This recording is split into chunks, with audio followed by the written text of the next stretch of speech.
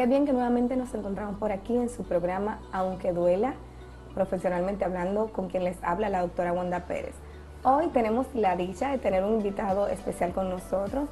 Tenemos con nosotros al doctor José Tavera, cirujano general laparoscopista. Estaremos conversando acerca de colelitiasis o piedra en la vesícula, una entidad, una patología, un problema de salud muy frecuente en la República Dominicana, en nuestra población, y que puede ser un motivo quirúrgico frecuente. Doctor, bienvenido. Un placer, gracias por invitarme. Un placer es nuestro. Esta temática, este programa, básicamente lo que trata es de informar a nuestra población para llevar contenido que la gente pueda digerir fácilmente y que pueda darle los tips necesarios para buscar y tener esa información de ciertas patologías de manera frecuente se presentan en nuestro país. Qué bueno, eso es importante, que dar la información lo más claro posible a nuestra población.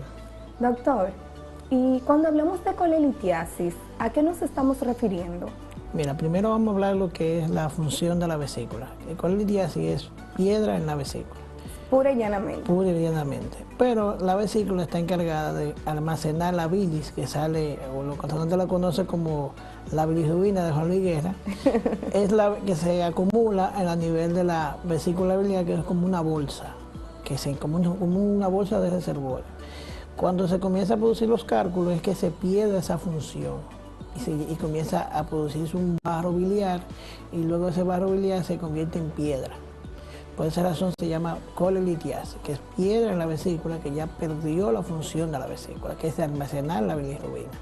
Pues esto es muy importante, porque si esta vesícula ya ha perdido su función y las funciones que tienes pues no son funcionales, definitivamente que sí es un gran problema, sobre todo en la vía digestiva. Exacto, sí, incluso es la que se encarga de darle el color al cuerpo, al color amarillo. Cuando es una piedra de esa, una litus de esa piedra, obstruye los canales. El canal específicamente de la vesícula produce aumento de la bilirrubina en sangre y comienza a ponerse amarillo, que esa es una de las complicaciones más temibles de las piedras en la vesícula. Bueno, doctor, ¿y cómo se forman estos cálculos? ¿Cómo se forman estas piedras, estos litos a nivel de la vesícula? Saber de su formación pudiera tal vez orientarnos a cómo evitar la producción de los mismos. Es una muy buena pregunta. Hay factores que predisponen a la producción y a la formación de piedra, especialmente las mujeres, personas más frecuentes en mujeres que en hombres. Por 3 mujeres. A nosotras siempre nos tocan todos los dolores. Bueno, no entiendo, papá Dios dijo, mira, vamos a hacer algo, vamos a ayudar a los hombres, que no vinimos a sufrir, sino mira, vamos a repartir la camada. Pero papá Dios nos puso al lado de ustedes y ahí lo hacemos sufrir. Ay, sí, y mucho. En realidad es más frecuente en mujeres. No quiere decir que sea más frecuente en mujeres, sino que las mujeres van más al médico que los hombres. Entonces, la relación es 3-1, o sea, por cada 3 mujeres que sufren de piedra de la vesícula, hay uno que anda por ahí que no quiere ir al médico. Entiendo usted. Entonces, como ya sabemos que es más frecuente en mujeres, está el factor predisponente de las dietas. Hay personas que hacen ayunos muy prolongados y pérdida de peso muy brusco. O sea, pierden más de 20 o 30 libras en menos de 3 meses. Eso hace que haya un desorden. No estar comiendo con grasa, como habíamos dicho al principio, que es guardar la bilis. Si usted no está comiendo con grasa, entonces esa bilis se va, como dicen allá en donde yo vivo, se va secando y va comenzando a formar como un barro biliar. Entiendo. Y eso hace que se condense, eso ahí, como no se está produciendo, y comienza a producir pequeños microcálculos. Se van pegando, luego que se van pegando van formando cálculos más grandes, como si se llamaran una con otra y lo guardan. Como si se atrajeran. Sí, se atrajeran, sí, porque son cargas negativas, negativa y positiva, y se cargan, como si fuera un polo.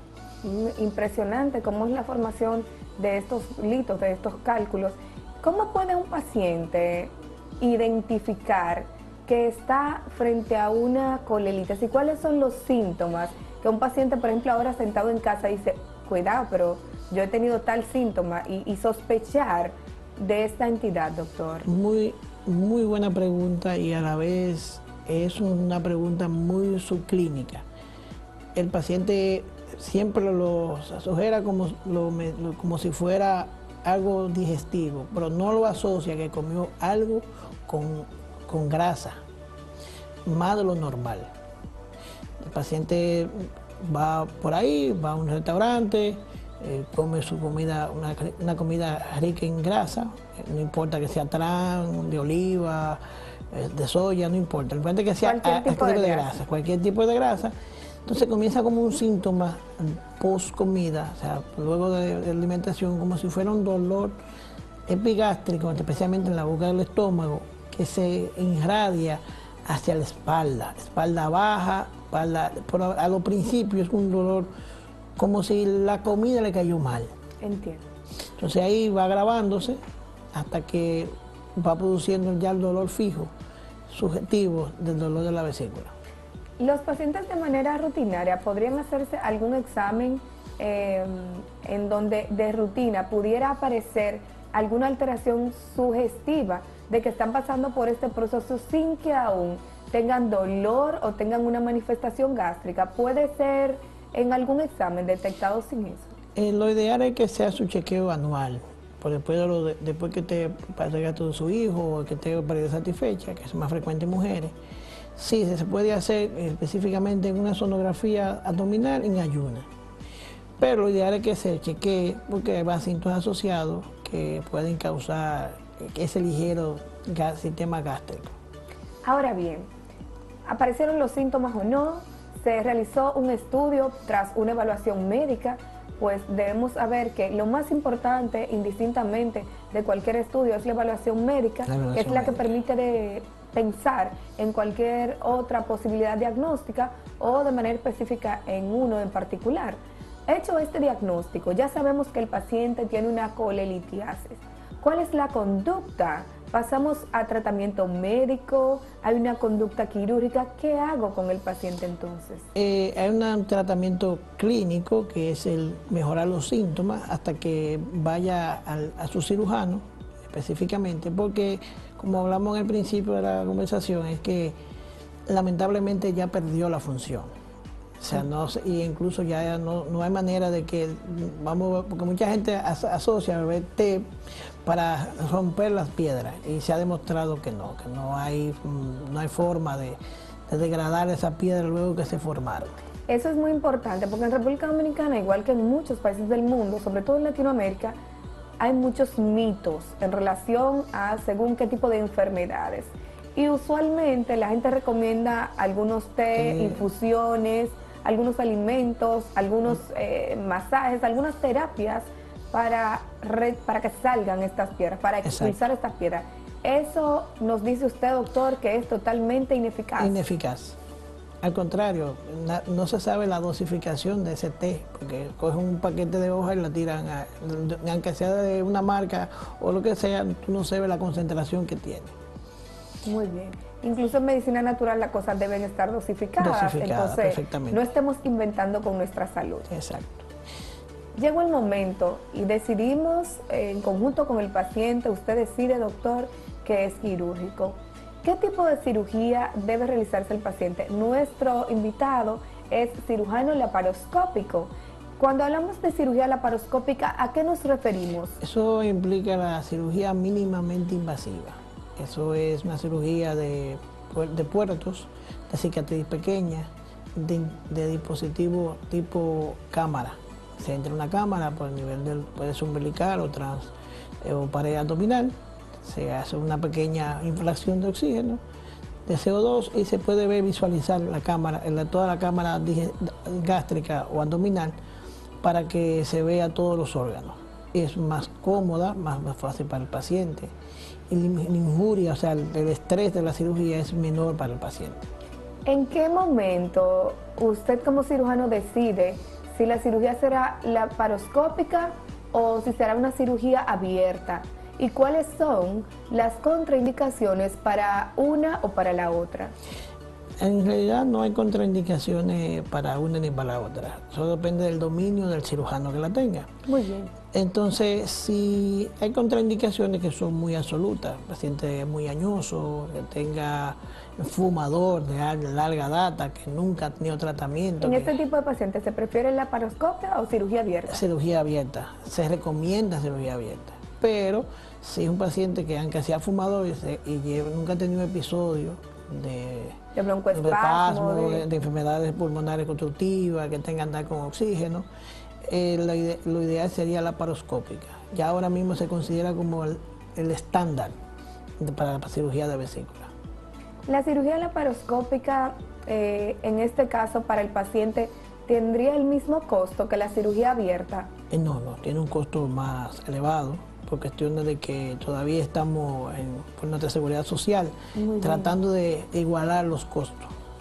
Bueno, es una gran ventaja, pero la tecnología usualmente puede ser un factor que aumente los costos en cualquier tipo de cirugía, pero siempre debemos pensar en la posibilidad de una mejor recuperación. Y hablando de eso, doctor, ¿cuáles son los beneficios de hacer una cirugía laparoscópica versus una cirugía abierta? Muy buena. La diferencia entre la cirugía convencional, vamos a decirle abierta, el paciente tiene una herida de 1,14 a 13 centímetros debajo de la costilla, dolor más intenso, más tiempo de hospitalización, más antibióticos. Lo cual, y disculpe que lo interrumpa, doctor, lo cual desde el punto de vista de la seguridad social es una tontería, porque a menor tiempo de hospitalización, en teoría, menos gasto tiene la seguridad social, por lo tanto, debería ser más asequible esta técnica. Ellos están diciendo que sí, que están en cobertura al 100%, pero todavía estamos en esa lucha de aumentar el costo, muy baja. Muy bien. Incluso hay compañías que la tienen más barata que abierta. Lo cual es totalmente absurdo, porque se requiere un entrenamiento adicional, una pericia, o sea, se requiere otro tipo de manejo para poder incursionar en este tipo de práctica de la cirugía laparoscópica. Entonces, a diferencia de la laparoscópica, el paciente, otra cosa, el paciente come las 24 horas después. En la laparoscópica, el paciente de que se le va la anestesia, como dice, que ya despertó, puede pararse, puede deambular. Si no tiene náuseas, se puede iniciar a las 4 a 6 horas la tolerancia oral. Excelente. Y el dolor es, bueno, el dolor depende de cada quien, porque cada quien hace sumisa su dolor, pero ya es mínimo el dolor. Muy bien. Y una vez que se ha practicado esta cirugía, en el caso de los pacientes con laparoscopía, ¿cuánto tiempo de reposo deberían tener? Y en los casos de pacientes que se le hace la cirugía abierta, ¿cuánto tiempo La de la cirugía abierta dura al mínimo una semana, reposo casi absoluto, porque son suturas profundas que tienen que varias capas del cuerpo que tienen que suturarse y tienen que andar al paso, tranquilo, no hacer mucha fuerza porque puede tener dehiscencia, que es herida abierta de la herida, por alguna fuerza, por una tos o cualquier cosa. La diferencia de la laparoscópica, que la herida más grande es la transumbilical, que es unos 10 o 11 milímetros. Estamos hablando que un pulgar de la herida puede ser en forma de sonrisa, puede ser en forma transverso o puede ser transumbilical, como también lo estamos haciendo, transumbilical con un solo puerto.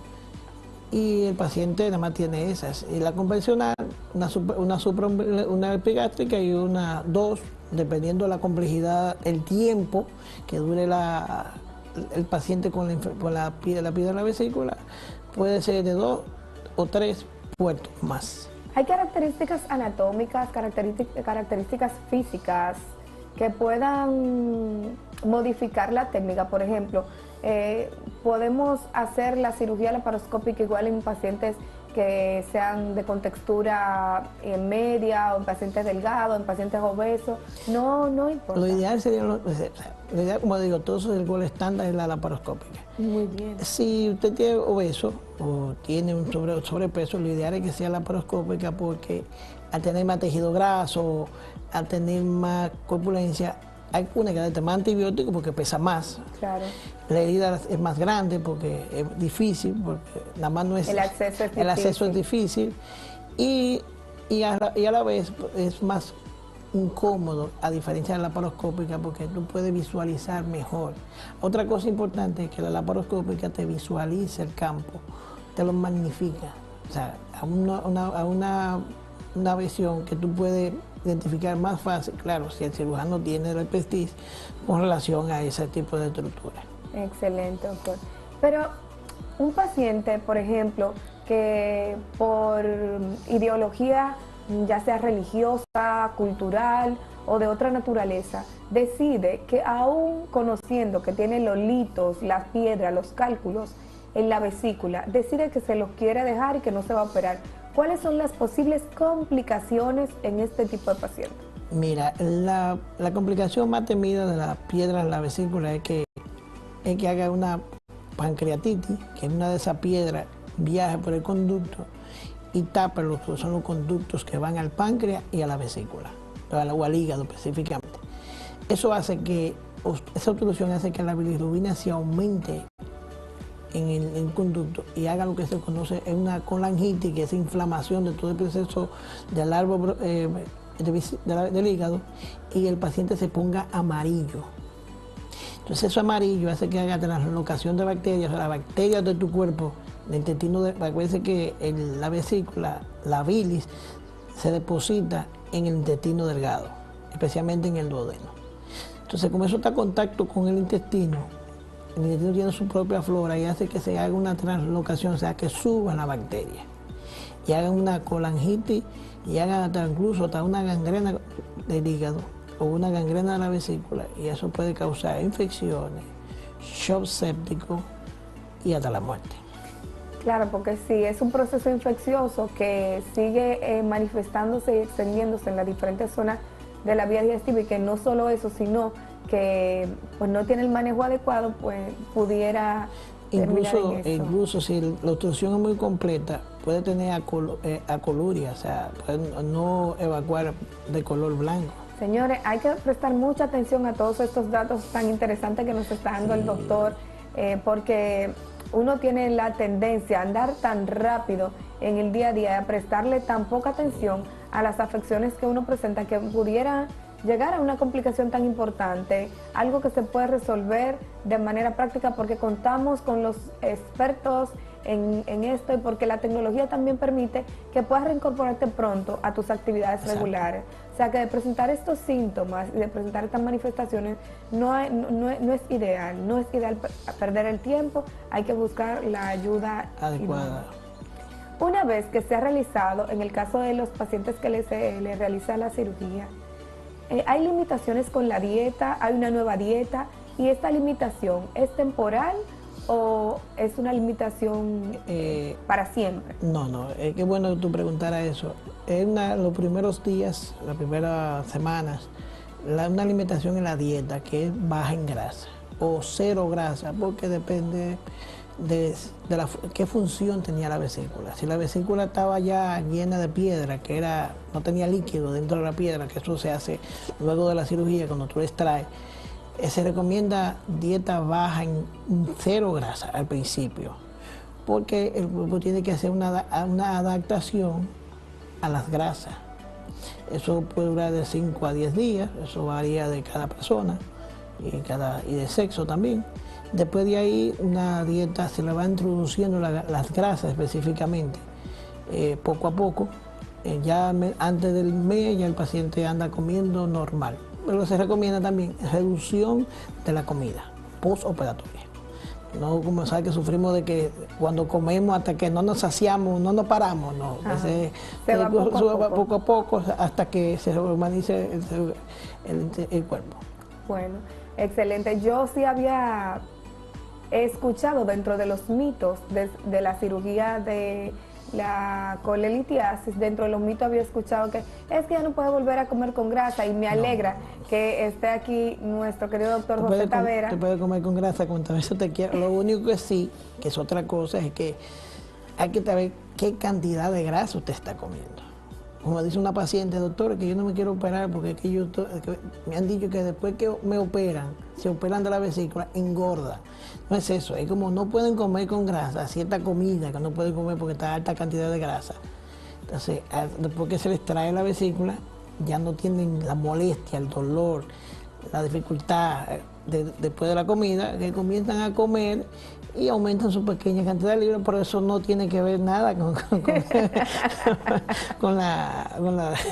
lo que es la cirugía. No es que usted engorda cuando le retiran la vesícula, no es que quitar la vesícula genera obesidad, es que usted se limitaba a comer en la ingesta, porque a usted le daba dolor, porque la vesícula le estaba dando señales de que algo estaba mal. Ahora, como ya no tiene la vesícula, se le fue el dolor y usted ingiere más. Aumenta la ingesta, especialmente ahora ya como no le molesta la grasa, ya usted comienza a comer todo lo que te ha derivado, siempre y cuando no exceda el volumen del hígado, porque si usted va por ahí y va a comer una mondongada por ahí o unas chicharrones por ahí, con alta cantidad de grasa, o sea, le va a producir o dolor o puede tener evacuaciones diarreicas por el aumento excesivo de las grasas. Es que definitivamente todos los excesos hacen daño. Usualmente, doctor, ¿dónde debemos dirigirnos en primera instancia cuando tenemos la sospecha clínica de una alteración en nuestra vesícula? ¿Nos vamos de manera inmediata con el cirujano o debemos ver un médico internista o un gastroenterólogo primero? ¿A quién debemos ver? Si el dolor es agudo, que usted no sabía que tenía piedra en la vesícula, estaba en una fiesta, una cena y llegó por la emergencia, con malo, con dolor, malestar general. Alguna persona puede tener hasta fiebre en una emergencia, porque como le decimos al principio que el paciente tiene una translocación bacteriana. Entonces ahí se recomienda un cirujano desde primera instancia, porque llegó por emergencia, para valorarlo, porque hay que darle un tiempo a ver cómo evoluciona ese proceso infeccioso, porque como es una obstrucción, puede haber acúmulo, puede ponerse amarillo, puede tener, especialmente los diabéticos, puede tener gangrena en la vesícula que puede infeccionarse. Entonces, de inicio, si es agudo, hemos conversado de que se enfría el cuadro. Esto de enfriar el cuadro es poner tratamiento primero para mejorar la parte infecciosa, pero aún así luego pasar a cirugía. La parte de enfriar el cuadro clínico se basa en las condiciones que tenga el paciente. Es paciente que es hipertenso, que es diabético, pero la diabetes, igual que los falsémicos, cuando llegan con dolor y piedra de vesícula, es una emergencia por su problema inmunológico y por su problema vascular. Acuérdense que los diabéticos tienen una microvascularización pobre por la misma insuficiencia, el mismo problema de la diabetes, igual que los falsémicos, que hacen como si fueran microinfartos en la vesícula. Así como tú le ves los pies a los pacientes, especialmente los diabéticos, así se puede poner la vesícula. Así se puede poner la vesícula y puede llegar hasta a un problema mayor. Ahora, ya cuando... Entonces, en el caso de estos pacientes, la conducta quirúrgica es casi inmediata. Casi inmediata. Son mejorar condiciones, estabilización, para luego hidratación y eso, y luego cirugía. Si el paciente no tiene ningún síntoma, que vaya a su médico de cabecera, que es lo ideal. Si el paciente, porque como lo decía al principio, como es, normalmente se confunden porque es una comida, comieron y luego de comieron y quedaron con ese dolor, con esa molestia a nivel vago, cuando no son muy agudas. Mucha gente va al gastroenterólogo, que es en realidad el que le da manejo clínico a lo que es la parte gastrodigestiva. Incluso algunos gastroenterólogos que diagnostican que tiene piedra en la vesícula, investigan que no tenga ningún proceso de gastritis. Ahora, a veces coinciden la gastritis con la vesícula, ellos le mejoran el proceso gástrico y luego es referido a cirugía. Muy bien. Porque lamentablemente, como le decía, se perdió la función de la vesícula. No, si se pierde la función, definitivamente hay que cuidar los demás órganos que están próximos o anexos a esta vesícula. Especialmente los anexos. Y ese cuidado, pues, va a necesitar de una conducta quirúrgica. Y yo, que soy un poquito radical, siempre he dicho que lo malo hay que cortarlo de raíz o, como decía mi abuela, por la cabeza. Como dicen allá en Moca, el pamo con tiempo tiene cura. Ah, bueno, muy buena frase. Sí. Le preguntamos a nuestros oyentes si tenían alguna pregunta en relación con este tema y vamos a ver si nos hicieron o si le dejaron al doctor alguna pregunta. Por nuestro Instagram nos preguntan... Nos pregunta Yajaira que cómo puedo saber si tengo piedra en la vesícula y si es obligatorio el tratamiento quirúrgico. Yo creo que eso ha quedado... Bueno, lo que le digo, si ella tiene dudas y no tiene médico asignado o que ella consulta, vaya a haga una sonografía abdominal con atención a vías biliares. Vaya a un centro que tenga buenos profesionales, que no sea, que esté de renombre, o sea, de que por ahí, que el médico me la hizo por ahí, que hacen estudios, sino un centro donde haga credibilidad institucional, con una mínima de 6 a 8 horas de ayuno para que esa vesícula se pueda llenar, porque al principio, como decía, como es reservorio, tiene que esperar que se llene la vesícula, porque cualquier ingesta alimenticia, aunque tenga 2 o 3 piedras, o tenga piedra en la vesícula, cualquier comida ella va a comer, ella va a comprimirse y va a poder vaciarse. Doctor, ha sido un placer, yo estoy de verdad muy feliz con su presencia en nuestro programa. Quisiera que nos dieran un poquito más de tiempo, nos está haciendo señas Jaciel, todo tipo de señales que estamos con el tiempo justo. Parece un pelotero. Sí. Y debemos dejarlo hasta aquí. De verdad deseamos que se repita este encuentro, que pueda venir e ilustrarnos con otro tema y llevar este contenido a nuestra gente. El placer es mío, lo importante es la parte médica, que es ayudar, tratar de ayudar y sin hacer daño a ningún tipo de persona. Esto ha sido Aunque Duela, profesionalmente hablando, con la doctora Wanda Pérez, quien les habla, deseando que tengan no solo un feliz fin de semana, sino que además puedan disfrutar de este contenido y que haya servido para orientar a cada uno de ustedes.